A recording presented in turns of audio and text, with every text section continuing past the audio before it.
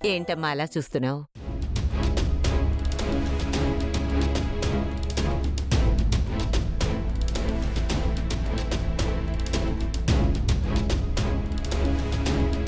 చూడు సత్య, ఈవిడ మా నానమ్మ.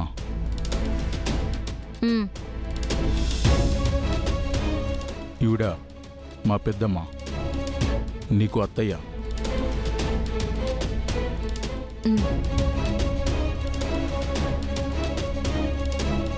ఈవిడ నీ చెల్లెలు గాయత్రి.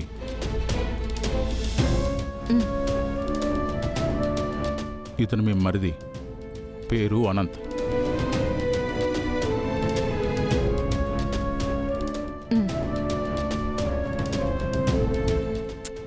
ఏంటమ్మా ఏం మాట్లాడవేంటి? ఏం లేదు నానమ్మగారు.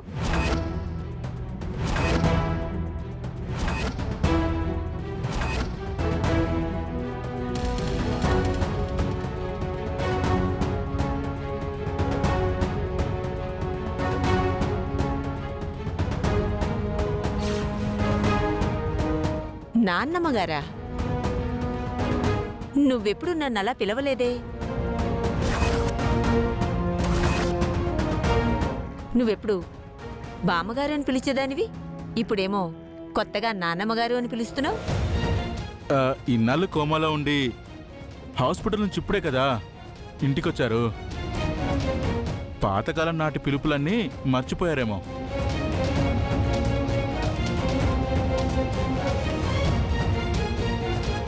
డాక్టర్ గారు మా అక్కని రెస్ట్ తీసుకోమన్నారు. అక్క, నువ్వు వెళ్ళి రెస్ట్ తీసుకో. డాక్టర్ గారు అక్కని రెస్ట్ తీసుకోమన్నారని నీకెలా తెలుసు ఊర్వశి?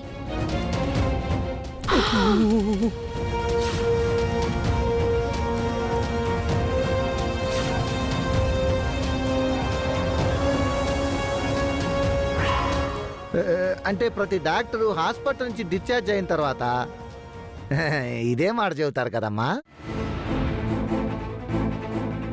అలా చెప్పుంటారేమోనని నా కోడలు కూడా త్రిపురకి చెప్తోంది. అంతే కదా కోడలా? అంతే అంతే అంతే. అవును గాయత్రి.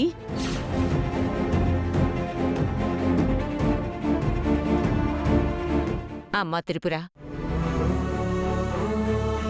ఇన్ని సంవత్సరాలు యముడితో పోరాడి మా అందరి కోసం బతికి మళ్ళీ ఇక్కడికొచ్చావు. మన ఇంటికి రాగానే నీకు ప్రాణానికి ప్రాణమైన వాళ్ళు గుర్తుకు రాలేదా?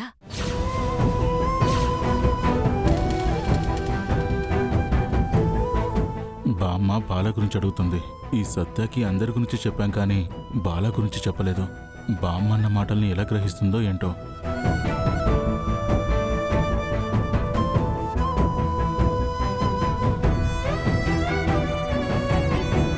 ఏంటమ్మా అలా చూస్తున్నావు? అత్తయ్య అడిగిన దానికి సమాధానం చెప్పు. భలేవారే వదినా, తనేమైనా తీర్థయాత్రలకు వెళ్ళొచ్చిందా లేదా విహారయాత్రలకు వెళ్ళొచ్చిందా? ఇలాంటి ప్రశ్నలు అడుగుతున్నారు. అక్కా, తను 2 సంవత్సరాలు కోమాలో ఉండొచ్చిందక్కా. తను బాధపడేవి నొచ్చుకునేవి అడగద్దని డాక్టర్ గారు చెప్పారు కదా, మర్చిపోయారా?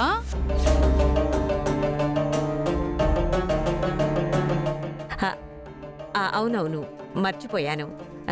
సరే అమ్మా, నువ్వు వెళ్ళి రెస్ట్ తీసుకో. అనవసరమైనవన్నీ ఆలోచించుకో. సరే బామ్మగారు. బాబోయ్, వీళ్ళేంటో వీళ్ళ ప్రశ్నలేంటో. వామ్మో, ఈ సత్యకు త్రిపురలాగా మొత్తం నేర్పించకుండా తీసుకొచ్చాం. కవర్ చేయలేక చేస్తున్నాం. అవునయ్యా, సత్యగాన్ని నోరు తెరిస్తే ఎక్కడ దొరికిపోతుందోనని భయం భయంగా ఉంది.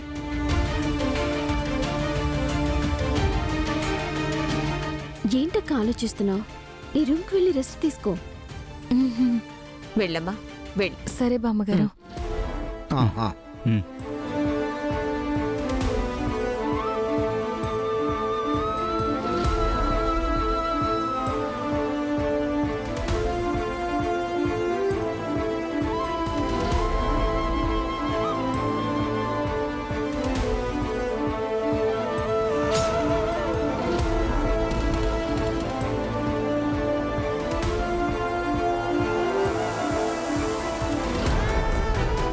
అమ్మా త్రిపుర త్రిపుర అయ్యో ఓ,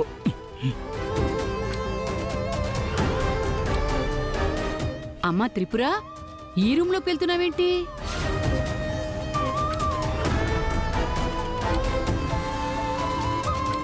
ఓహో ఇది నా రూమ్ కాదా? ఇది నీ రూమ్ కాదు, పైన రూమ్. ఈ రూమ్ దగ్గరగా ఉంది కదా, ఈ రూమ్ లో రెస్ట్ తీసుకుందాం అనుకున్నాను. ఏంటి ఈ రూమ్లోకి వెళ్తున్నావు? 2 సంవత్సరాలు కోమాలో ఉండేటప్పటికి నువ్వు రూమ్ కూడా మర్చిపోయావా? ఆహా, నీ రూమ్ పైనుంది కదమ్మా. ఆ సంగతి ముందే చెప్పాలి కదా. సరే మావయ్య గారు, నా రూమ్లోకి వెళ్ళి రెస్ట్ తీసుకుంటాను. ఆ, వెళ్ళమ్మా, వెళ్ళు. ఇల్లదినా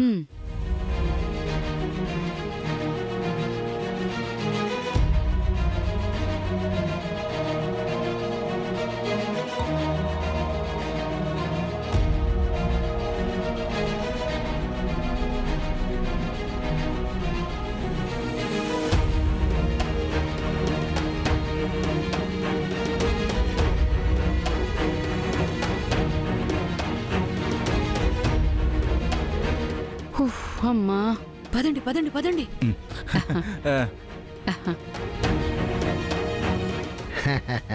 అమ్మా, ఏది ఏమైనా మళ్ళీ త్రిపుర తిరిగి ఇంటికి వచ్చినందుకు ఈ ఇంటికి కళ వచ్చిందమ్మా.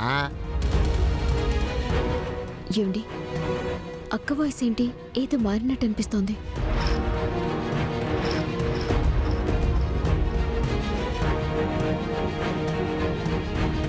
అవును, నాకు అదే డౌట్గా ఉంది.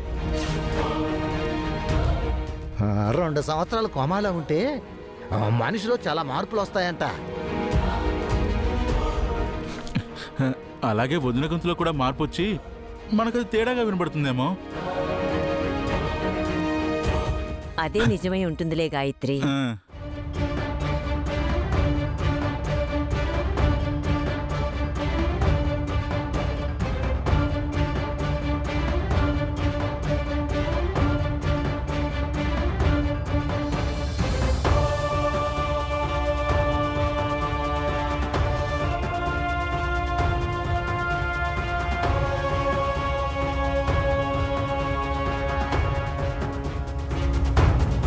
హలో, జస్ట్ మీరు త్రిపురలా నటించాలి, త్రిపురలా సంతకం పెట్టాలి అంతే అన్నారు. ఇక్కడికి వస్తేనేమో మీ బామ్మగారు, ఆ యశోద గారు, మా చెల్లెలు గాయత్రి ప్రశ్నల మీద ప్రశ్నలు వేస్తున్నారు. వాటికి సమాధానం చెప్పలేక సస్తున్నాను. ఈ ప్రాబ్లమ్స్ అన్ని నీ వల్లే వచ్చాయమ్మా. నా వల్ల నేనేం చేశానని?